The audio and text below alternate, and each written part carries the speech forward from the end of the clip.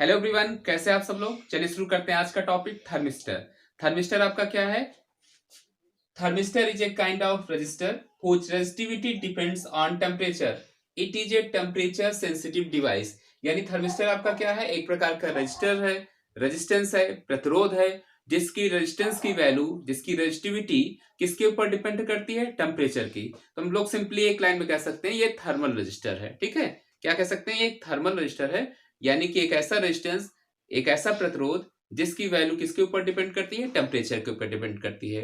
ज्यादातर ये सेमीकंडक्टर की प्रॉपर्टी यूज करके बनाया गया था शुरुआत में, लेकिन अब दो प्रकार के आपके सेमी थर्मिस्टर पाए जाते हैं। एक एनटीसी यानी कि निगेटिव टेम्परेचर कोफिशिएंट थर्मिस्टर, और दूसरा पीटीसी यानी कि positive temperature coefficient thermistor.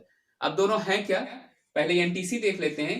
NTC यानी निगेटिव टेम्परेचर कोफिशिएंट थर्मिस्टर, एक ऐसा थर्मिस्टर जिसका अगर हम टेम्परेचर बढ़ाते हैं तो उसकी रेजिस्टिविटी घट जाती है। ठीक है, तो ये सेमीकंडक्टर की प्रॉपर्टी ही तो है। सेमीकंडक्टर का भी टेम्परेचर बढ़ाते हैं तो सेमीकंडक्टर की रेजिस्टिविटी घटती है, कंडक्टिविटी बढ़ती है।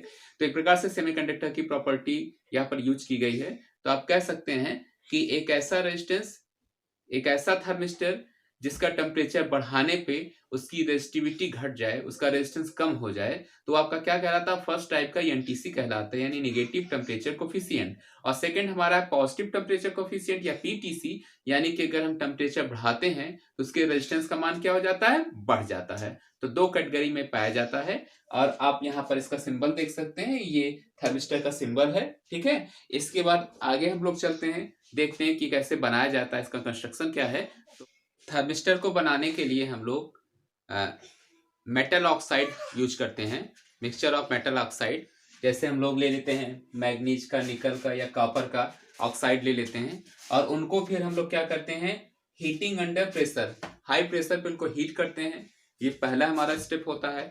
सेकेंड स्टेप में हम लोग क्या करते हैं? उसको मनचाहे आकार में ढाल देते हैं। ठीक है, जो हम लोग आकार तय किए रहते हैं उस आकार में ढाल देते हैं। उसके बाद baked at high temperature, high temperature पे उसको हम लोग क्या करते हैं? बेक करते हैं। और जो स्ट्रक्चर बनता है उसको हम लोग नॉर्मली बीट के आकार का होता है। बीट्स मतलब सब लोग मोती जैसे होते हैं स्फेरिकल शेप में, उस आकार का होता है आपका। और बीट को हम लोग क्या करते हैं? ग्लास कोटिंग कर देते हैं, या इसको एक इनक्लोज करते हैं, किसमें? एक इवैक्यूएटेड इनवलप के अंदर रख देते हैं, क्योंकि बहुत हल्के आकार के होते हैं, बहुत पतले वायर्स इसमें लगे होते हैं। तो इनके प्रोटेक्शन के लिए या तो इसके ऊपर ग्लास की कोटिंग कर दी जाती है, या इसको एक चैम्बर में, एक खाली स्थान पर रख दिया जाता है। किसमें? एक एनवलप में, जो कैसा है? इवैक्यूएटेड है। एक एनवलप में इसको सुरक्षित रख दिया जाता है। ठीक है, तो ये 3 पॉइंट है कंस्ट्रक्शन के। पहला क्या कि मेटालिक ऑक्साइड का यूज हम लोग करते हैं, मिक्सचर यूज करते हैं। उसके बाद सेकंड क्या है कि हम लोग हाई प्रेशर पे इसको क्या करते हैं? हीट टेम्परेचर प्रोवाइड करते हैं, गर्म करते हैं। उसके बाद मनचाहे आकार में ढाल देते हैं, और आकार अगर हमारा बीट के आकार का है तो उसके बाद हम उसको क्या करते हैं? हाई टेम्परेचर पे उसको फिर से बेक करते हैं, हाई टेम्परेचर उसको प्रोवाइड करते हैं। और उसके बाद प्रोटेक्शन के लिए हम लोग इसके ऊपर चाहे ग्लास की कोटिंग चढ़ा देते हैं, या पूरे स्ट्रक्चर को हम लोग एक इवैक्यूएटेड एनवलप में इनक्लोज कर देते हैं, रख देते हैं। ठीक है, और आपका आकार जो बनता है वो इस प्रकार से बन सकता है, स्फेरिकल शेप में या सिलेंड्रिकल शेप में। तो यहाँ पे 2 आउटर कनेक्शन भी जोड़ दिए जाते हैं सर्किट कनेक्शन के लिए, जो बहुत पतले वायर होते हैं, माइक्रोमीटर रेंज के होते हैं। ठीक है, तो ये जैसे एक सिंबल हमने पढ़ाया है क्या, और जो आपका ये जो स्ट्रक्चर बनता है ये भी कहीं कहीं सिंबल के रूप में लोग इसका यूज कर लेते हैं। ठीक है, तो ये आपके थर्मिस्टर के पॉइंट थे। थर्मिस्टर का यूज कहाँ पे करते हैं? जहां भी आपको टेम्परेचर को मेजर करना है, टेम्परेचर को कंट्रोल करना है, एक ऐसा डिवाइस जिसमें रेजिस्टेंस और टेम्परेचर का फंक्शन हमको यूज करना है, वहां पे आप थर्मिस्टर का यूज कर सकते हैं। जैसे कि आप ओवन में यूज करते हैं टेम्परेचर को कंट्रोल करने के लिए, टेम्परेचर को मेजर करने के लिए।